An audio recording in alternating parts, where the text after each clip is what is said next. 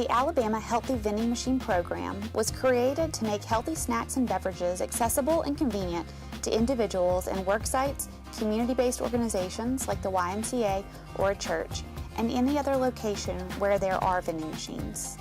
The program is commonly referred to as the Good Choice Program because of the logo used to identify the healthier snacks and beverages in the vending machine. Including healthier snacks and beverages in a vending machine is a great way to provide healthy alternatives and may sound simple. However, it can become a tough sell unless you go about it in the right way.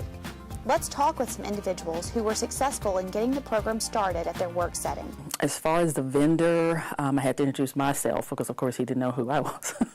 But once I did that, it was informing him of our program and then telling him what his role would be and how we would appreciate their support, because we couldn't offer the healthy choice foods if they were not part of the equation. So it was just getting to know them.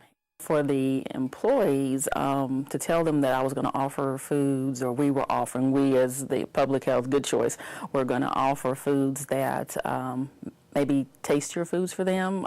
They look forward to that. In fact, we did a survey to see what it is that they wanted to see more in the vending machine.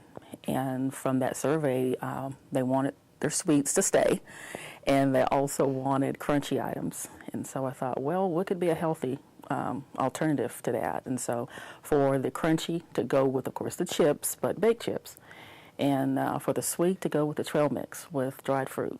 And so those are some of the things that we changed. And luckily it worked out to where the items that we did sell or did choose were actually items that are selling pretty good and stay gone a lot. So that's a good thing. And so that also convicted the vendor to realize that, you know, if I can do this as my part to provide those healthy foods and make a profit, that's a win-win on his side. So.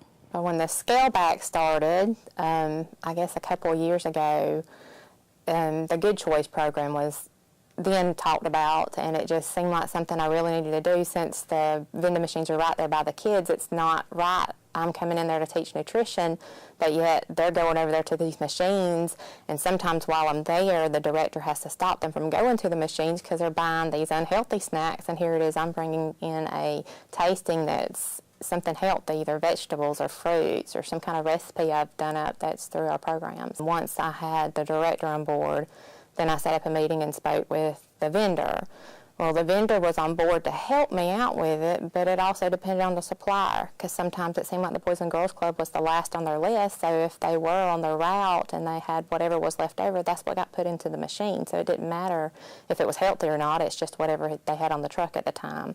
But eventually the director was on my side and helping me out and making sure whatever got changed out of there, that she would ask about these healthier options being offered in there, and they would change it and put some healthier options in there. Having her on board has been my champion for me to help this stay implemented like it was.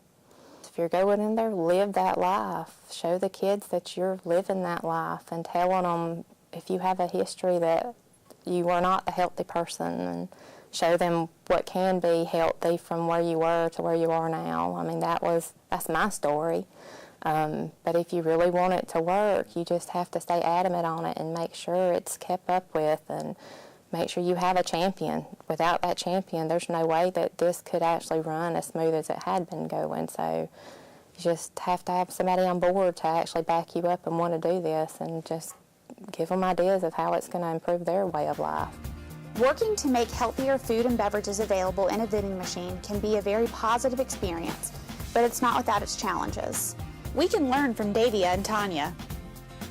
First, start talking.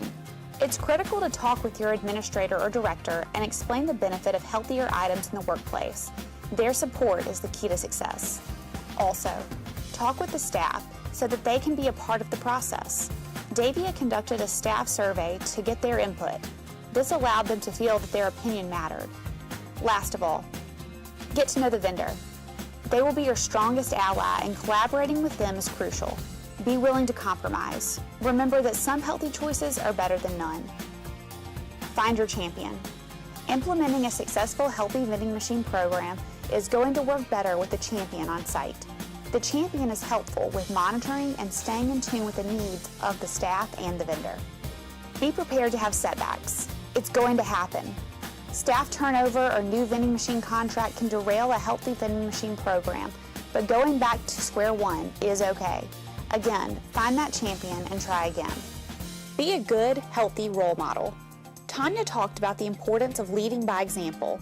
She was teaching healthy nutrition classes to kids where they had access to junk food and vending machines. She was able to encourage the Boys and Girls Club to be a positive, healthy role model for kids by offering healthier food and beverages. As you work towards your healthy food and beverage access, remember it's not always an easy process, but collaboration and communication will move you in the right direction. For more information and helpful resources, go to alabamapublichealth.gov/NPA and click on Good Choice.